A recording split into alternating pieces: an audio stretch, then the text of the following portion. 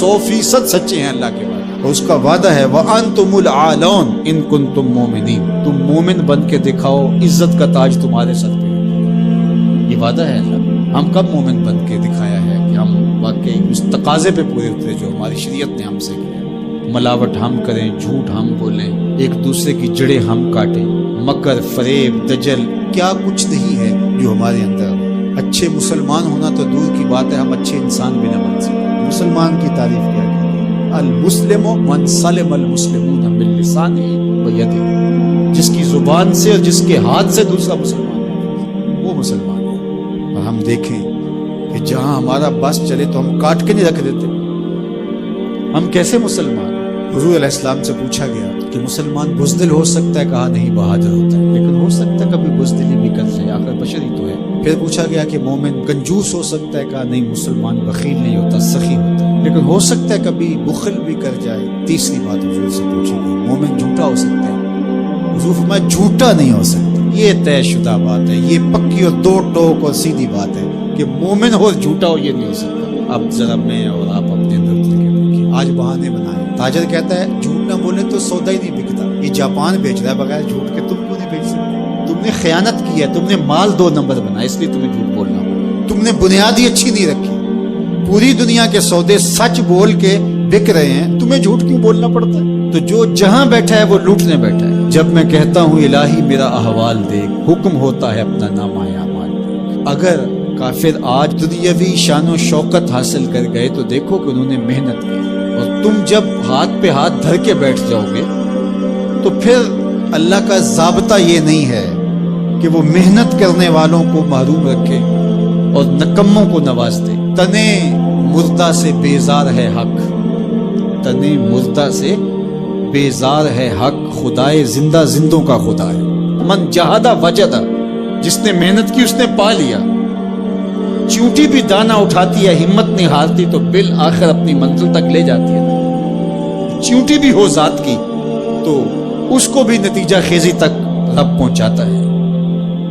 کچھوا بھی چلتا رہے تو منزل پہ پہنچتا ہے، خرگوش ہو کے سویا رہے تو وہ منزل پہ نہیں پہنچ سکتا۔ تم خرگوش صحیح لیکن سوئے ہوئے ہو، لہذا منزل تمہارا مقدر ہو ہی نہیں سکتی جب تک تم مسلسل چلنے کی مشق نہیں پیدا کرتے۔ وَأَنْتُمُ الْأَعْلَوْنَ، تم ہی سر بلند ہو، لیکن شرط یہ ہے ان کنتم مومنین، تم مومن تو بن کے دکھو، تمہارے سر پہ عزتوں کا تاج رکھ دو۔ آج ذرا دیکھیں ہم کھڑے کہاں ہیں، تھوڑے سے حالات سخت ہونے لگتے ہیں تو تاجر ذخیرہ اندوزی کرنے لگ جاتا ہے، اور مانگتے ہو وہ شانیں، مانگتے ہو وہ عزتیں جو قرون اولیٰ کے مسلمانوں کو دی گئی، ذرا وہ کردار بھی تو لے کر کے آؤ۔ تم تو ذخیرہ اندوزی کرنے بیٹھ گئے کہ زیادہ سے زیادہ پیسے کما لیں اور غریبوں کا خون بھی نچوڑ لیں۔ اور مدینے میں تھوڑے سے حالات تلخ ہوتے ہیں، تھوڑی سی قحط سالی کے آثار حویدہ ہوتے ہیں، اور حضرت سیدنا عثمان غنی رضی اللہ تعالیٰ عنہ کا تجارتی قافلہ غلہ لینے گیا ہوا ہے شام میں۔ تو جب وہ شام سے واپس آتا ہے تو مدینے کے کچھ تاجر آتے ہیں اور کہتے ہیں کہ جناب یہ جتنا غلہ ہے اونٹوں کے اوپر ہی ہمیں بیچ دیجیے، ہم سے 2 قیمت لے لیجیے۔ فرمانے میں اس سے زیادہ قیمت میں دینا چاہتا ہوں۔ تو کہا جناب 2 گنا لے لیجیے۔ فرمایا نہیں۔ تو کہا کہ اتنی قیمت ہم آپ کو دے رہے ہیں تو آپ نہیں دے رہے۔ کہا کہ میرے پاس ایک ایسا تاجر ہے جو 10 گنا قیمت دے گا۔ کہا وہ کون سا تاجر ہے؟ کہا وہ میرا اللہ ہے۔ اور بلا کر کے خادموں سے کہا کہ سارا غریبوں میں بانٹ دو۔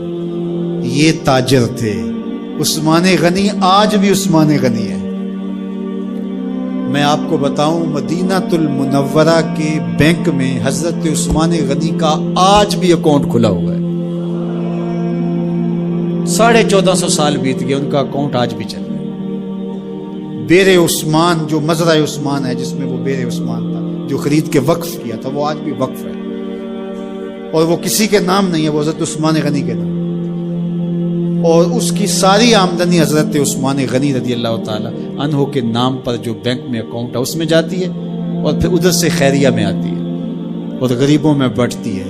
ایسا غنی آج بھی اس کی سخاوت جاری ہے۔ غنی ایسا بھی دیکھا، یہ ذخیرہ اندوز جو لوگوں کے خون بھی نچوڑ لیتے ہیں، بوٹیاں بھی نوچ لیتے ہیں۔ آج مرے کل 10واں دن، بعد میں کوئی ان کو جانتا بھی نہیں ہوتا. تو اس ذخیرہ اندوز لوگوں کی یوں بوٹیاں نوچے گا، خون نچوڑے گا اور کہے گا کہ اللہ کی رحمت نازل ہمارے اوپر کیوں نہیں ہوتی. تو کس طرح تمہارے اوپر رحمت نازل ہوگی؟ اس کا وعدہ ہے اور اس کے سچے وعدے. وَأَنْتُمُ الْأَعْلَوْنَ، تم ہی سر بلند ہو. ان کنتم مومنین، اگر تم مومنانہ زندگی بسر کرو تو دیکھو عزتوں کا تاج تمہارے سر پہ ہم کیسے رکھیں.